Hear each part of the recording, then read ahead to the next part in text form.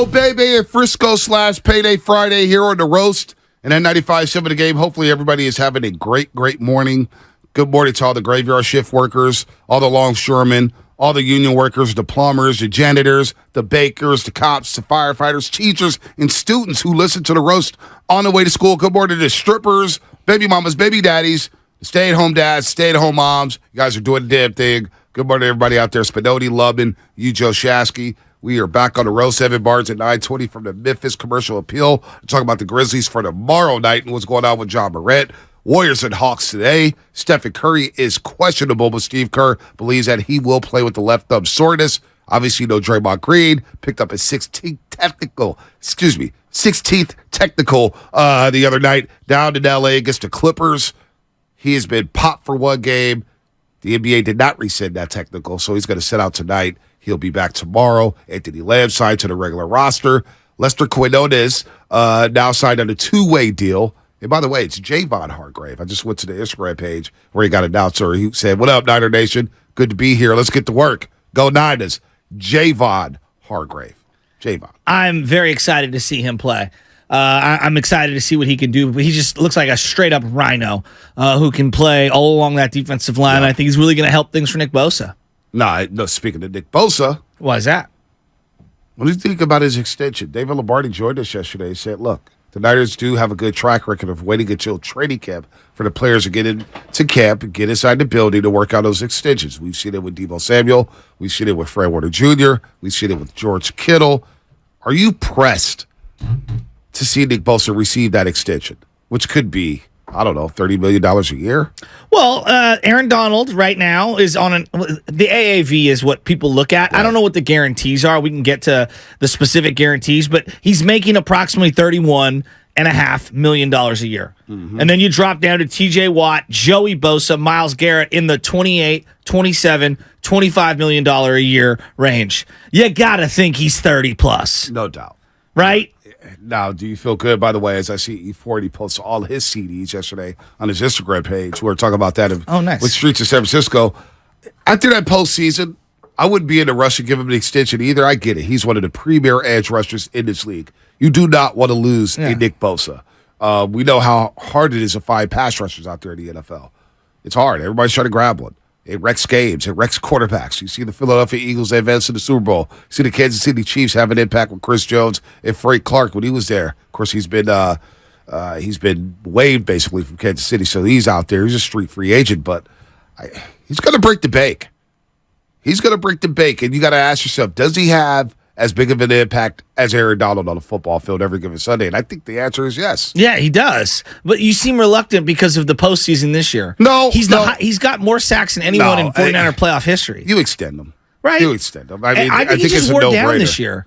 And I also think their defensive line wasn't as good as the years past. Which is why they went out to go get Javon Hargrave. And it's why he got double and triple teamed and, beaten off. And also, I think this is the other part. Tyron Smith did a great job against him, like individually in the Dallas game. Right. Like he was fantastic. I think the footing was not as good as well because remember it rained the whole week leading up to it. It's basically rained for the last 3 months. So I don't know. I think we can focus on those last couple of games a little too much. To me, look at the body of work. Look what they are when he's not there. The 2020 defense when he got hurt, it was good. But it wasn't great. It was nowhere near what this is. Yeah. Bosa changes the dynamic. Absolutely. And he's 25 years old. Right. I mean, this is a guy that you want to keep in the fold for a long, long time. So the other part of this factor, Bonte, the salary cap's going up because they're going to be negotiating another television deal. Mm-hmm. And so that cap's going to go up. No doubt. I don't see what the big hesitation is to pay Nick Bosa. You pray when you draft someone in the top 5 to be able to give you the production that Bosa's giving them and to be able to give a guy a contract on that second deal he deserves. No doubt. That's what you hope for from your top picks. He's lived up to the number 2 pick. I believe he's exceeded expectations. I don't think we thought he'd be this dominant. Like you think about it. I think he like when he came in, it's like, all right, I wanted Quentin Williams. You live with Nick Bosa. His impact. He changes games. Like, we were discussing Jimmy Garoppolo. What's your favorite memory of Jimmy Garoppolo? I was thinking of Week 17 of that 2019 season in Seattle. We all forget Nick Bosa in that game. Yeah. Was all-time great. Yes. Chasing down Russell Wilson. And he was by himself. There was no D Ford in that football game. I think Armstead, was he back by then? They had some injuries on our defense late in the year in 2019, and Bosa was a man amongst boys in that game in Week 17. What about this year when you were talking about down the stretch, and I think a lot of us were like, Defensive Player of the Year, he's got to have some moments here down the stretch. And there were fourth quarters in consecutive weeks throughout the last month where he was just dominant. Well, it all started. We said that stretch when it starts with Tampa Bay, right? Yes. It was Tampa Bay, it was Miami, Tampa. Yeah. They went on the road to Vegas. And he had the big play in overtime against the Las Vegas Raiders, against the Commanders, against Arizona. Like, down the stretch, Nick Bosa was unreal. Yeah. And he stole that Defensive Player of the Year, and he ran away with it. So I think it's just a matter of time. Here's what David Lombardi from The Athletic yesterday said on the Morning Roast about Nick Bosa and that extension. It's one of those ironic things. Everybody would rather get it done sooner, but then it turns into this staring contest because everybody's trying to get terms that are a little bit more favorable to their side. So it's deadline pressure that usually makes these things move along. Once you have that deadline pressure, it's like me writing an article, right? I could write it right now, but it's not due until 3:30, so I'm not going to start it until 2:30. So it's one of those things where Nick Bosa and his representation and the 49ers, Parag Marathe, their side, in an ideal world, my article would be done right now. And the track record for the 49ers, as David Lombardi spits balls, and I feel about the deadline stuff. I'll be the same way with feature stories and articles. You wait until the last minute. You're like, all right, now the pressure's on. We deal better with. So people love the pressure of getting stuff in by a deadline. So I do think the track record of Parag Marathe, John Lynch, Kyle Shanahan, and this regime with the 49ers, they'll get it done in August.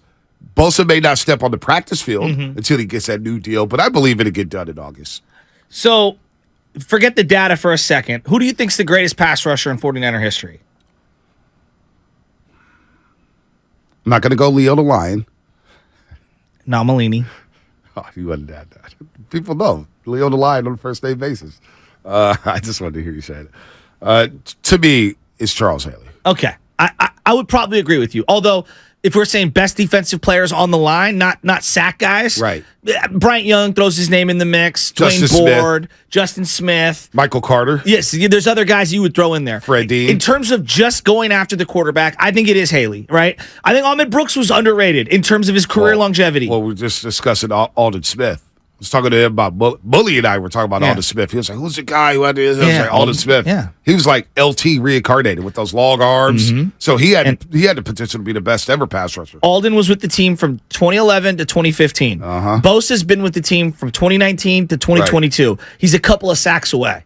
From Alden Smith? Yes, in less time. And he missed almost a whole season. Yeah, it's true. So right now, Nick Bosa is 8th all-time in 49er sacks. That's insane. Okay, this year, let's say he has just a average year, 10 or 11 sacks. Let's just say that would be like an average year. I mean, think of how great he is. An average year, right? 10 or 11 sacks. Bonte, he is going to be the number 3 all-time guy in terms of sacks. Wow. In 49er history. Only looking up at Charles Haley and Bryant Young. Yeah. He has a chance to be the best ever pass rusher. Right now, 90, 88, 89.5. I call it 90 for Bryant Young. And where's Bosa? Bosa right now is at 43. Jeez. And that's just the regular season. So he'll get to 50 this season. This is who he would pass this year, if we're being reasonable. Justin Smith, Alden Smith, Dwayne Board, Dana Stubblefield, Ahmed Brooks. Wow. And all he needs to surpass those guys, 8 sacks, basically. Yeah, he'll get that.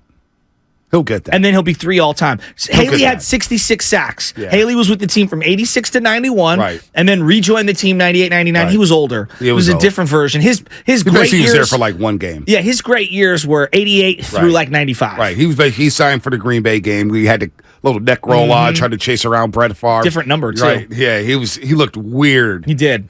But it was good to have Charles Haley. It's like, man, he's literally signed his guy for one game. So as I say that, like that... You have to prioritize this guy. Like, when you draft someone number 2 overall and he changes the face of your defense, remember what they were before he came. They were one of the worst defenses in the league. They were not good. And I expect them to be even better if they do get to the postseason this year because of Javon Hargrave, because of Eric Armstead. And I expect Drake Jackson to take a leap.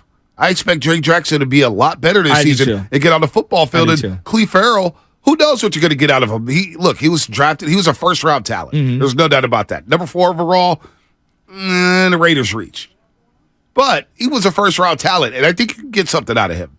Yeah, I do too. Chris Kosaric. That's why you pay Chris Kosaric. That's why he's lauded as one of the best D-line coaches in the NFL. I think one of the things that you hear from a lot of people is like, oh, well, if you pay someone, will they continue to try hard and push themselves to excellence?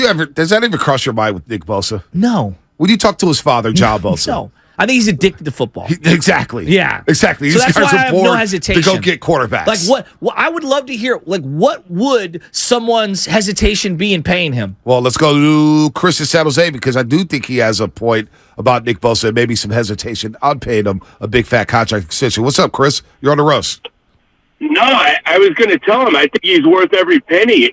I agree. Because, I mean, he missed. You guys are throwing out, stats and everything. Didn't the guy miss, 12 games? More. And that when he got hurt at the Jet game or whatever? I mean, what was that, the he's second game doing of the the season? sack record in 5 years. Exactly. He missed 14 games that year. I mean, he's worth every dime of it. Yeah, he missed 14, and he got hurt in the first quarter of that game against the Jets in that week 2 of 2020. He missed 15 games that year. So basically, in 3 seasons, if we were just being realistic, 3 seasons, the guy's got 43 sacks. Yep.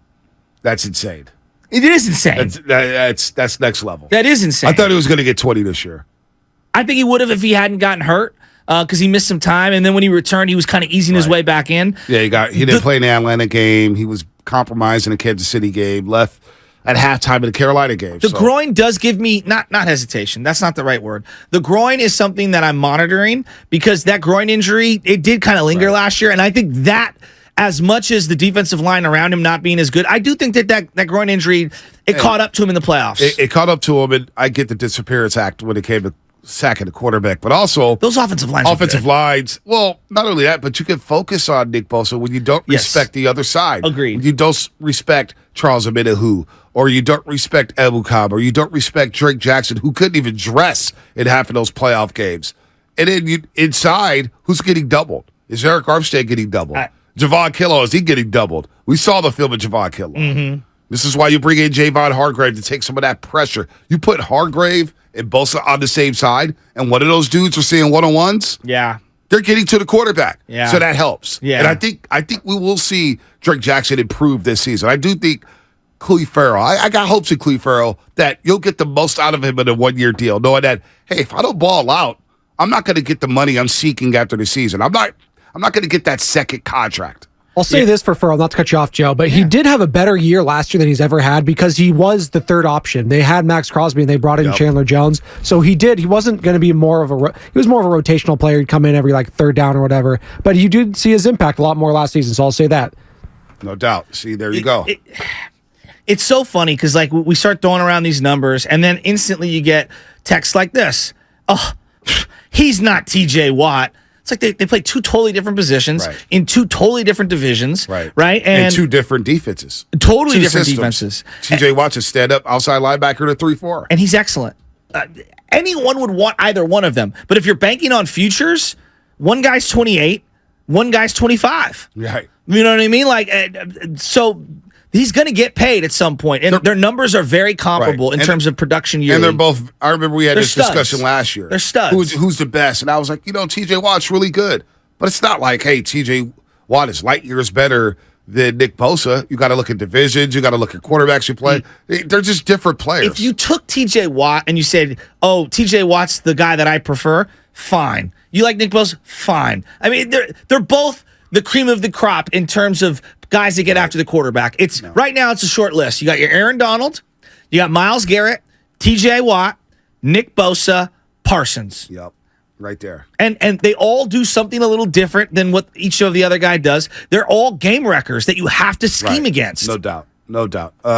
Nick Bosa, so he will get paid. You heard from Lombardi. I think it probably happened in August. Now, tag him. I did for a wait. I was like, hey, did you want to tag Bosa? And I thought, look, it's a tool. It's an option, but obviously when you start to tag somebody, you play that game of them not coming to training camp. They're like, hey, I'm not participating in training camp until I get my new contract and my guaranteed money. So that's where that is with the franchise tag. It's a delicate situation when you start tagging players. It is. And I think that Bosa is one of the 49er fans' favorite players. I think he is. I see a lot of 97 jerseys out there. And the guy is just an absolute stud. You know what you get from him, and there's a workman-like character. The other element of this, that I don't think we could talk enough about when you pay someone guaranteed money like this, I think we've kind of just taken it for granted when it comes to the Yorks and having the money. Part of why Khalil Mack was traded was the Raiders did not have the money to put in escrow to pay these people. You have to have the cash, put it in an account. So they've done it with Kittle. They did it with Jimmy G before that, but they've done it with Kittle. They've done it with Trent Williams. They've done it with Fred Warner. They do it all. I don't think we give them enough credit for actually having the cash to put into these escrow accounts so that they don't even flirt with these guys getting disgruntled. They did it with Debo. Did it with D Ford. D Ford. You know what I'm saying? So, the Raiders were broke. They were waiting on that NFL check, which is why Khalil Mack ended up moving on, and now he's back with the Chargers this season. Let's go to Julian in San Francisco. Julian, what's happening? You're on the roast. Hey, what's happening, guys? Thanks for taking my call. No problem. So I wanted to say in the T.J. Watt versus Nick Bosa conversation, I think I saw an interview on T.J. Watt, and like half of his sacks are on Baker Mayfield. Like, you understand that Nick Bosa is chasing around Kyler Murray, Russell Wilson. I mean, he's out of the division now. But his athleticism is just so crazy incredible. And I was wondering, do you actually think that Bart the Shark could come to the Niners? I don't know. I think it would be really cool, but whatever. Safe, guys. You said Frank the Shark? I didn't hear it. It was jumbled. I heard Mark the Shark. Well, what's Mark the Shark? I don't know who that is. Mark Ingram, maybe? Is that who he's talking about? Running back. Yeah, I don't know. Who is he talking about? I don't know. I don't know who he's talking about. I don't know. The point being is that Bosa deserves the money. He's going to get the money, and they're going to have the cash to be able to put down. If I was the guess, I would say first, second week of August. That's usually when they give out their deals. When they do it. You know, and I think he'll be ready to roll. He'll show up in great shape. That's the other thing. And he said nothing about holding out or he knows he's going to get his money. The other part of this, the NFL's a practice league. You practice 5 times more than you play. This guy shows up at practice ready to dominate.